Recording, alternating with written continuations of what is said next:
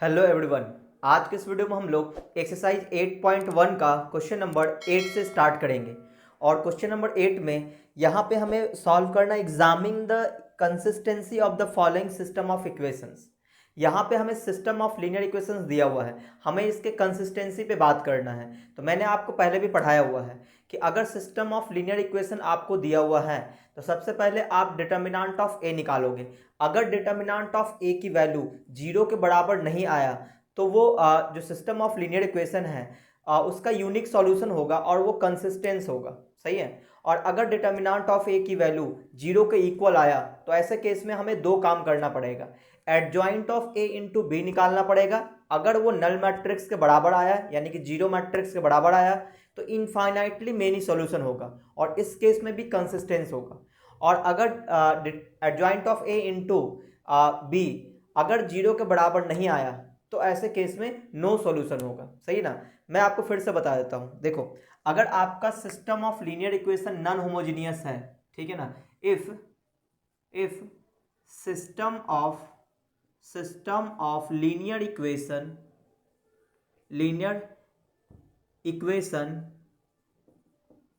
Equation are non homogeneous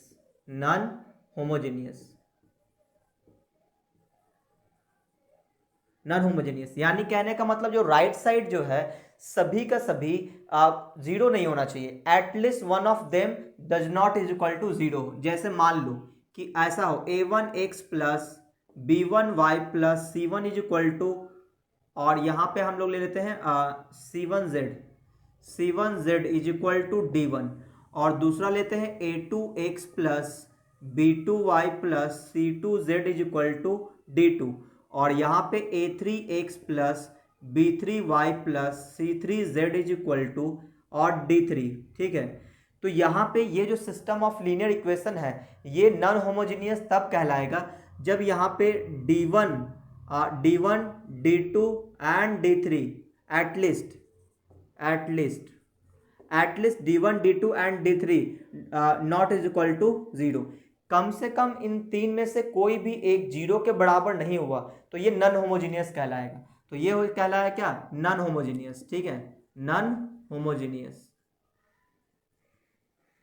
और अगर d1 d2 और d3 तीनों के तीनों जीरो हो गया तो ये कहलाएगा होमोजीनियस।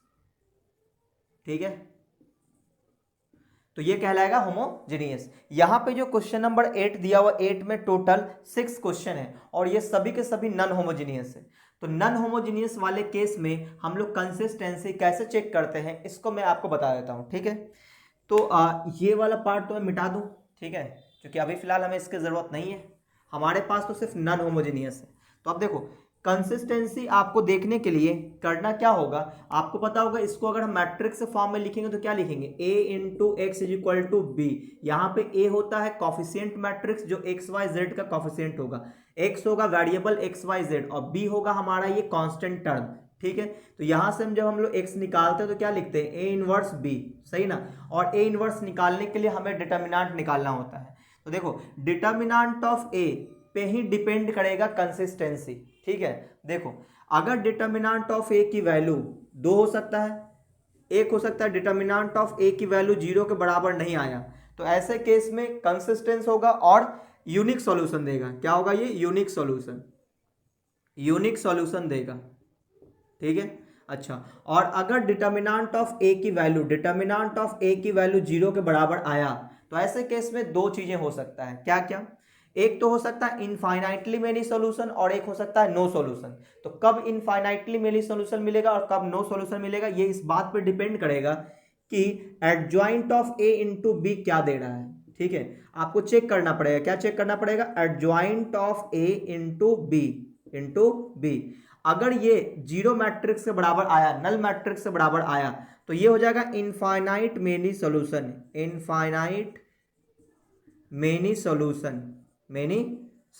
ठीक है ना, इनफाइनाइट मेनी सॉल्यूशन। और अगर मान लो adjoint of A into B zero के बराबर नहीं आया तो ये हो जाएगा नो सॉल्यूशन। तो आप बोलोगे सर आपने कंसिस्टेंसी की तो बात ही नहीं करी। देखो, अगर सॉल्यूशन मिल रहा है, चाहे वो यूनिक सॉल्यूशन हो चाहे वो इनफाइनाइट मेनी सॉल्यूशन हो, इन दोनों के केस में सॉल्यूशन मिल रहा है, तो अगर सॉल्यूशन मिले तो वो कंसिस्टेंस होता है, और अगर सॉल्यूशन मिल ही नहीं रहा है तो वो नो सॉल्यूशन अगर हो रहा है, मतलब सॉल्यूशन नहीं मिल रहा है, तो वो इनकंसिस्टेंट कहलाएगा। सही है ना? तो ये भी होगा कंसिस्टेंट और ये भी होगा कंसिस्टेंट, और ये हो जाएगा इनकंसिस्टेंट। इनकंसिस्टेंट, सही है? यानी सॉल्यूशन अगर मिला तो कंसिस्टेंट, और अगर सॉल्यूशन नहीं मिला तो इनकंसिस्टेंट। तो कहने का मतलब ये होगा कंसिस्टेंट में भी दो चीजें हो सकता है, एक हो सकता है यूनिक सॉल्यूशन और एक हो सकता है इनफाइनाइट मेनी सॉल्यूशन, और हमारा इनकंसिस्टेंट के लिए तो हमारा एक ही चीज है। तो उम्मीद आपको ये समझ में आया होगा। इसका मतलब ये हुआ कि जब हमारे पास सिस्टम ऑफ लीनियर इक्वेशन आएगा तो सबसे पहले हम लोग डिटर्मिनेंट ऑफ ए निकालेंगे। अगर डिटर्मिनेंट ऑफ ए की वैल्यू 0 के बराबर नहीं आया तो हम लोग बोलते हैं कि यूनिक सॉल्यूशन होगा और कंसिस्टेंट होगा। और अगर डिटर्मिनेंट ऑफ ए की वैल्यू 0 के बराबर आया तो हमें दो काम करना पड़ेगा, एडजॉइंट ऑफ ए भी निकालना पड़ेगा और उसको बी से मल्टीप्लाई करना पड़ेगा। अगर वो नल मैट्रिक्स के बराबर आया तब भी वो कंसिस्टेंट होगा, और कैसा होगा? इनफाइनाइट मेनी सॉल्यूशन देगा। सही है ना? एक से ज्यादा सॉल्यूशन देगा। और अगर adjoint of A into B 0 के बराबर नहीं आया, नल मैट्रिक्स के बराबर नहीं आया, तो नो सॉल्यूशन होगा और इनकंसिस्टेंट कहलाएगा। उम्मीद है आपको ये समझ में आया होगा। चलिए अब हम लोग क्वेश्चन स्टार्ट करते हैं। देखो क्वेश्चन नंबर 8 का फर्स्ट, तो मैं इसको मिटा दूं। तो जब भी हमारे पास क्वेश्चन आएगा कंसिस्टेंट का तो क्या करेंगे हम लोग? पहले चेक करेंगे वो होमोजीनियस है या नॉन होमोजीनियस है। ठीक है? अभी हमारे पास जितना भी क्वेश्चन आ रहा है क्वेश्चन नंबर 8 में वो सभी नॉन होमोजीनियस है, आप देख सकते हो। देखो क्वेश्चन नंबर 8 का फर्स्ट, क्वेश्चन नंबर 8 का फर्स्ट इसमें लिखा है x plus 3y is equal to 5, X plus 3y is equal to 5, और दूसरा इक्वेशन है 2x plus 6y, 2x plus 6y is equal to 8। और ये जो सिस्टम ऑफ लीनियर इक्वेशन है ये नॉन होमोजीनियस है। क्यों? क्योंकि यहाँ पर राइट साइड जो है दोनों जीरो नहीं है। सही है? तो ये हमारा नॉन होमोजीनियस है, तो नॉन होमोजीनियस इक्वेशन है, नॉन होमोजीनियस, होमोजीनियस। और अगर ये नॉन होमोजीनियस है तो हमें कंसिस्टेंसी के लिए चेक करना पड़ेगा डिटर्मिनेंट ऑफ ए। तो यहाँ पे डिटर्मिनेंट ऑफ ए क्या होगा? तो पहले ए लिख लेते हैं। तो ए क्या है? कॉफिशिएंट मैट्रिक्स को लिखते हैं, यानी कि x का कॉफिशिएंट 1, y का कॉफिशिएंट 3, x का कॉफिशिएंट 2 और y का कॉफिशिएंट 6। अब इसका हमें डिटर्मिनेंट निकालना पड़ेगा। ठीक है? तो determinant of A is equal to क्या आएगा? 1 इंटू 6, 6 और 3 2 जा 6, 6 माइनस 6 आ गया 0। यानी कि डिटर्मिनेंट ऑफ ए की वैल्यू 0 आ रहा है, तो हमें दो काम करना पड़ेगा, एडजॉइंट ऑफ ए निकालना पड़ेगा, उसको b से मल्टीप्लाई भी करना होगा। तो यहाँ पे b क्या है? b है हमारा 5 और 8, 5 एंड 8। ठीक है? अब यहाँ पे हम लोग एडजॉइंट ऑफ ए निकालेंगे। तो एडजॉइंट ऑफ ए निकालने के लिए पहले ए मैट्रिक्स के हर एक एलिमेंट का कोफैक्टर निकालना पड़ेगा। तो cofactor of matrix A is equal to, cofactor निकालने का एक शॉर्टकट तरीका मैंने आपको बताया था कि डायगोनल को इंटरचेंज करो, यानी 6 और ये 1 लिखो, और इस वाले डायगोनल को इंटरचेंज करके साइन भी चेंज कर देना है। ठीक है? 2 और 3 और ये साइन चेंज कर देना है। तो ये आ गया कोफैक्टर ऑफ ए। अब हमें निकालना है एडजॉइंट ऑफ ए। तो एडजॉइंट ऑफ ए कैसे निकलता है? ये जो हमारा कोफैक्टर मैट्रिक्स आया इसको चलो हम सी मान लेते हैं। ठीक है? इसका हम लोग ट्रांसपोज ले लेंगे, यही कहलाएगा क्या? Adjoint of A. ट्रांसपोज बोले तो ये रो है तो इसको कॉलम में लिख देंगे, और ये हमारा रो है तो कॉलम में लिख देंगे। ठीक है? ये आ गया एडजॉइंट ऑफ ए। अब हमें इस एडजॉइंट ऑफ ए को बी के साथ मल्टीप्लाई करके चेक करना पड़ेगा। अगर 0 के बराबर आया तो इनफाइनाइटली मेनी सॉल्यूशन और कंसिस्टेंट हो जाएगा। ठीक है? तो यहाँ पे हम लोग मल्टीप्लिकेशन निकालते हैं, क्या? Adjoint of A into B. ठीक है? तो एडजॉइंट ऑफ ए ये रहा, तो ये रहेगा 6 माइनस 3 माइनस 2 एंड 1, और इसको मल्टीप्लाई करेंगे b से, यानी कि 5 और 8 है। ठीक है? तो मल्टीप्लाई कैसे करेंगे? रो बाय कॉलम। तो 6 5 जा 30, और फिर हो जाएगा माइनस का 8 या 24 यानी 24। सही ना? अब इसको इससे मल्टीप्लाई करेंगे तो 5 दूनी 10, माइनस 10 हो जाएगा और प्लस का 8 आ जाएगा। तो आप देखो ये नल मैट्रिक्स तो नहीं आ रहा है, ये क्या आ जाएगा? 6, और ये आ जाएगा माइनस का 2, यानी कि नल मैट्रिक्स तो नहीं आया है ना, यानी ये नल मैट्रिक्स नहीं है, जीरो मैट्रिक्स नहीं हुआ। इसका मतलब ये हुआ कि ये नो सॉल्यूशन देगा, यानी कि इनकंसिस्टेंट हो गया। ठीक है? तो हम लोग बोलेंगे solution is solution is inconsistent, यानी कोई भी सॉल्यूशन नहीं देगा, सही ना। तो ये इनकंसिस्टेंट आ गया, ये पहला था। अब इसका दूसरा नंबर देखते हैं, क्वेश्चन नंबर 2, 8 का second number, x plus 2y is equal to 2, ठीक है। अगला है 2x plus 3y is equal to 3। तो यहां पे हम लोग देख रहे हैं कि नॉन होमोजीनियस इक्वेशन है। कैसा इक्वेशन है ये? Non homogeneous. क्यों? क्योंकि यहां पे दोनों जीरो नहीं है ना, तो ये हो जाएगा नॉन होमोजीनियस। और अगर ये नॉन होमोजीनियस है तो हम लोग पहले डिटर्मिनेंट ऑफ ए निकालेंगे। उसके लिए हमें ए मैट्रिक्स निकालना पड़ेगा। वो क्या होता है? कोफिशिएंट मैट्रिक्स, यानी कि 1 2 और ये 2 और 3 आ जाएगा, सही है। इसको इसका डिटर्मिनेंट निकालते हैं, कितना आएगा? 3 - 4 यानी कि -1 आया। यानी कि डिटर्मिनेंट ऑफ ए की वैल्यू 0 के बराबर नहीं आया, 0 के बराबर नहीं आया। और अगर डिटर्मिनेंट ऑफ ए की वैल्यू 0 के बराबर नहीं है, इसका मतलब ये हुआ कि ये यूनिक सॉल्यूशन देगा, तो ये बोलेंगे consistent. So system of linear equation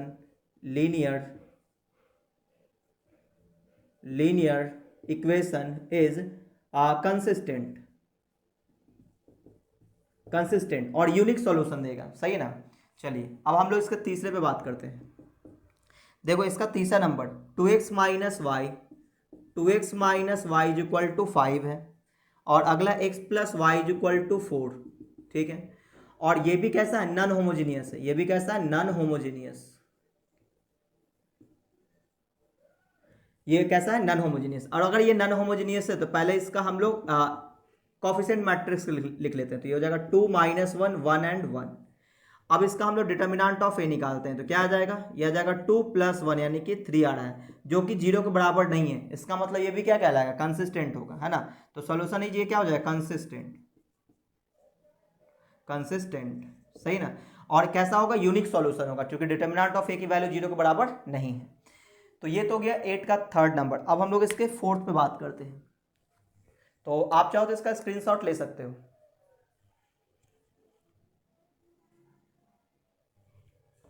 चलिए 8 का 4 नंबर,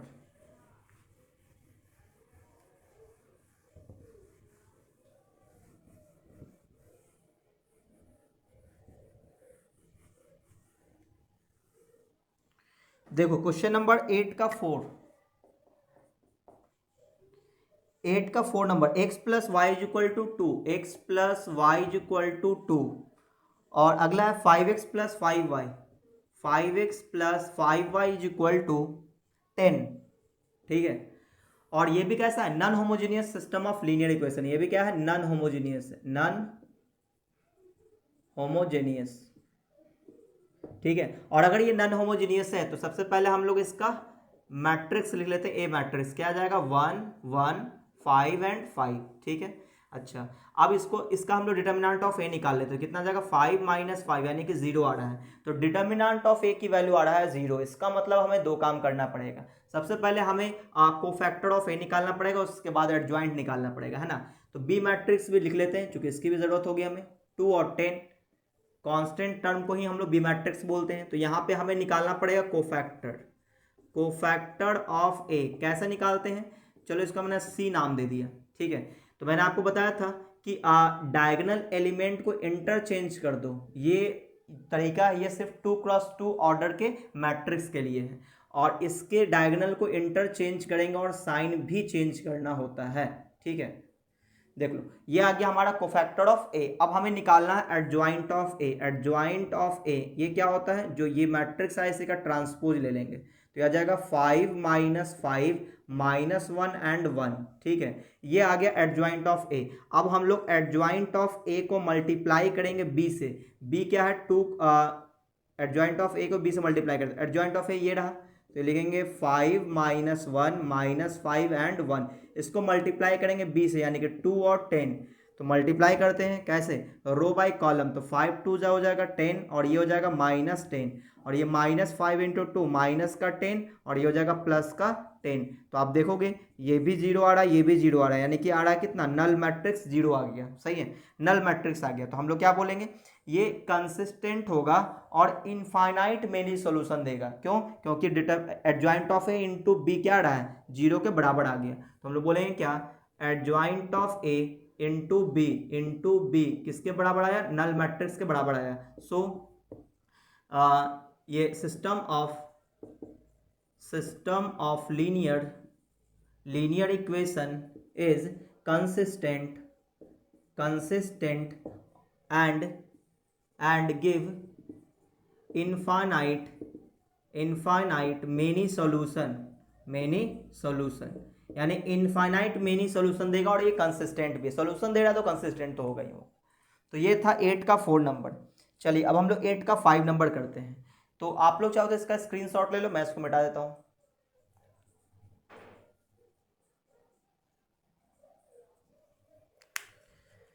चलिए क्वेश्चन नंबर 8 का 5।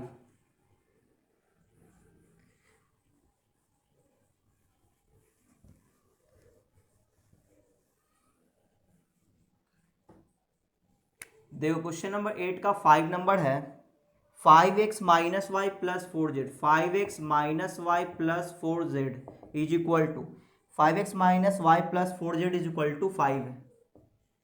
और अगला इक्वेशन है 2x plus 3y, 2x plus 3y plus 5z is equal to 2 plus 5z is equal to 2। अगला इक्वेशन है 5x minus 2y, 5x minus 2y plus 6z is equal to -1 है। ठीक है, ये हमारा सिस्टम ऑफ लीनियर इक्वेशन है। Consistency की बात करनी है तो आप देखोगे ये नॉन होमोजीनियस इक्वेशन है। कैसा इक्वेशन है? Non homogeneous equation, non homogeneous equation है। और अगर ये नॉन होमोजीनियस इक्वेशन है तो इसका कंसिस्टेंसी चेक करने के लिए डिटर्मिनेंट ऑफ ए निकालना पड़ेगा। उससे पहले हमें ए मैट्रिक्स लिखना पड़ेगा। देखो ए मैट्रिक्स क्या आएगा, 5 - 1 4, 5 - 1 एंड 4, 2 3 5, 2 3 एंड 5, 5 - 2 एंड 6, 5 - 2 एंड 6। ठीक है, और चलो बी मैट्रिक्स भी लिख लेते हैं, है ना, जरूरत पड़ा तो यूज कर लेंगे। 5 2 एंड 1।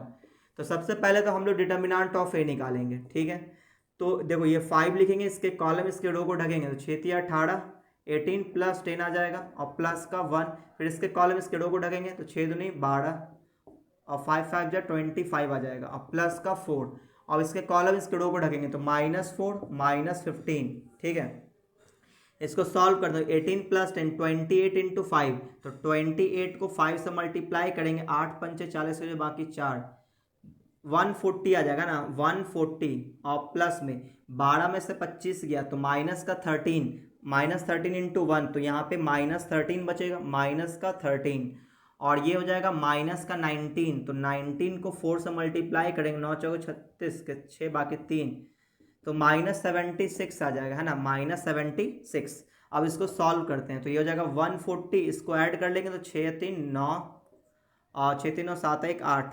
-140 में से हमें 89 घटाना पड़ेगा। 10 से 9 गया 1 3 8 8 5 3, है ना, तो 51 बच जाएगा। तो ये आ जाएगा 51। तो ये क्या है यार, 0 के बराबर नहीं है। इसका मतलब क्या है, इसका मतलब ये है ये कंसिस्टेंट होगा और यूनिक सॉल्यूशन देगा।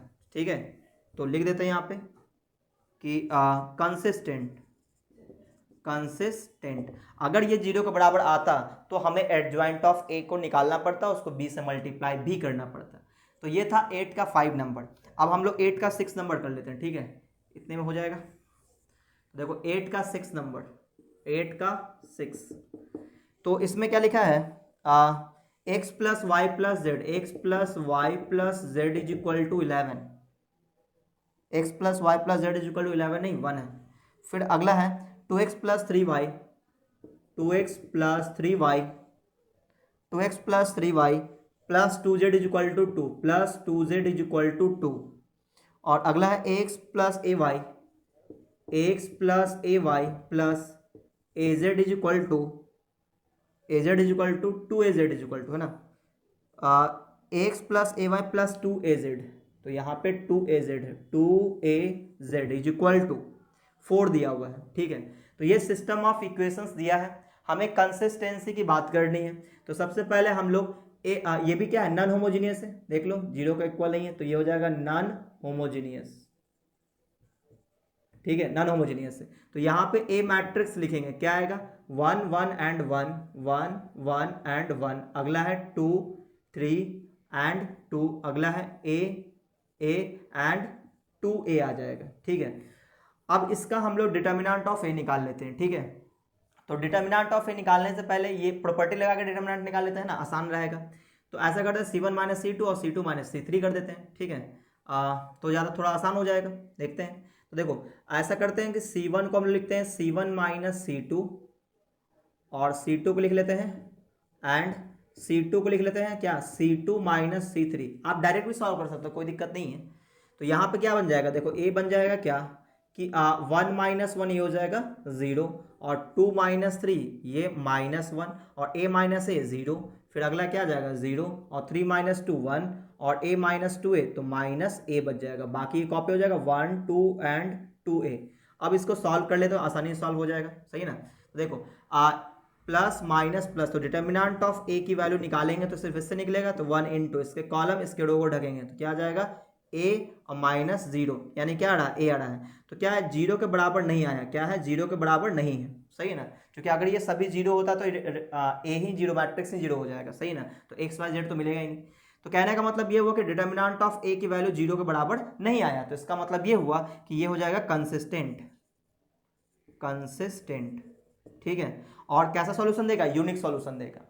तो ये क्वेश्चन नंबर 8 हुआ कंप्लीट। ठीक है, तो आज के वीडियो को हम लोग यहीं पे रोकते हैं। अगर आपको ये वीडियो अच्छा लगा तो वीडियो को आप लाइक कर दें, अपने दोस्तों में शेयर कर दें, और अगर आप चैनल पर पहली बार आए तो चैनल को सब्सक्राइब करके बेल आइकन जरूर दबा दें, ताकि जैसे मैं कोई नया वीडियो डालूंगा आपको नोटिफिकेशन मिलता रहे।